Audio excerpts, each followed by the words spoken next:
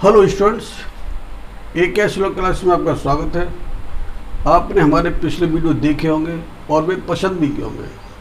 अगर आपने अभी तक हमारे इस चैनल को सब्सक्राइब नहीं किया है तो सबसे पहले आप इसे सब्सक्राइब जरूर कर लें, जिससे हमारे आगे आने वाले नए वीडियो की सूचना आप तक पहुंच सके। तो आज हम लाए हैं भारत का संविधान।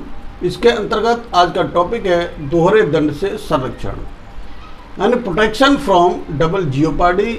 अनुच्छेद 20(2) भारतीय संविधान के अनुच्छेद 20(2) के अंतर्गत नागरिकों को दोहरे दंड से संरक्षण प्रदान किया गया है।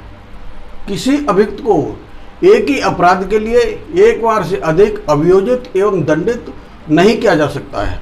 यह संरक्षण अंग्रेजी वेद पर आधारित है, जिसके अनुसार किसी व्यक्ति को एक ही अपराध के लिए दो बार अभियोजित और दंडित नहीं किया जा सकता। अमेरिकन संविधान में भी इसी प्रकार की व्यवस्था की गई है, जिसे दोहरे खतरे से सुरक्षा के नाम से संबोधित किया गया है। किंतु अनुच्छेद 20(2) में प्रदत्त संरक्षण का क्षेत्र अमेरिका के दोहरे खतरे वाले और ब्रिटिश कॉमन लॉ नियम की अपेक्षा अधिक सीमित है। उक्त दोनों प्रणालियाँ एक ही अपराध के लिए दूसरे विचारण को वर्जित करती है, अर्थात यदि किसी व्यक्ति का किसी अपराध के लिए एक बार विचारण किया जा चुका है तो वह दोहरे खतरे के नियम के संरक्षण का दावा कर सकता है, चाहे पहले परीक्षण में वह विमुक्त कर दिया गया हो या दोष सिद्ध किया गया हो। किंतु अनुच्छेद 20(2) के अंतर्गत यह आवश्यक है कि अभियुक्त के विरुद्ध एक अपराध के लिए केवल अभियोग ही नहीं चलाया गया हो, वरन उसे दंडित भी किया गया हो तथा दूसरा अभियोग उसी अपराध पर आधारित हो। यदि पहली बार अभियोग चलाने के फलस्वरूप अभियुक्त को विमुक्त कर दिया गया हो तो दूसरे अभियोग पर रोक नहीं है, चाहे तथ्य वही हो।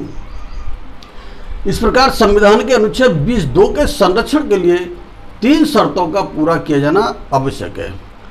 पहली शर्त है किसी व्यक्ति का किसी अपराध का अभियुक्त होना आवश्यक है। दूसरी शर्त है अभियोजन या कार्रवाई किसी न्यायालय या न्यायिक न्यायाधिकरण के समक्ष हुई हो और वह न्यायिक प्रकृति की रही हो। और तीसरी शर्त है अभियोजन या कार्रवाई का किसी ऐसे अपराध के लिए होना जिसके लिए प्रावधान एवं दंड की व्यवस्था हो। इस संबंध में यहाँ पर एक केस है, Maqbool Hasan versus state of Bombay, AIR 1953। इस मामले में अपीलार्थी भारत में चोरी से कुछ सोना लाया था और उसने इस आशय की घोषणा कस्टम अधिकारियों के समक्ष नहीं की थी। कस्टम अधिकारियों ने सी कस्टम एक्ट के अंतर्गत उस सोने को जब्त कर लिया। बाद में फॉरेन एक्सचेंज रेगुलेशन एक्ट के अंतर्गत उसके विरुद्ध इस आधार पर अभियोजन चलाया गया कि यह बिना अनुमति के भारत में सोना लाया था। अपीलार्थी ने इस पर यह कहकर आपत्ति की कि कस्टम अधिकारी द्वारा सोना जब्त करके उसे एक बार अभियोजित एवं दंडित कर दिया गया है, अतः उन्हीं तथ्यों पर अब उसे दोबारा अभियोजित एवं दंडित नहीं किया जा सकता है। उच्चतम न्यायालय ने यह निर्णय दिया कि कस्टम अधिकारी न्यायालय या न्यायिक न्यायाधिकरण नहीं था और ना ही सी कस्टम एक्ट के अंतर्गत सोना जब्ती का उनका आदेश न्यायिक प्रकृति का था, जिससे दोहरे खतरे के नियम के संरक्षण का दावा किया जा सकता था। निर्णय दिया गया कि फॉरेन एक्सचेंज रेगुलेशन एक्ट के अंतर्गत उस पर अभियोग चलाना वर्जित नहीं था।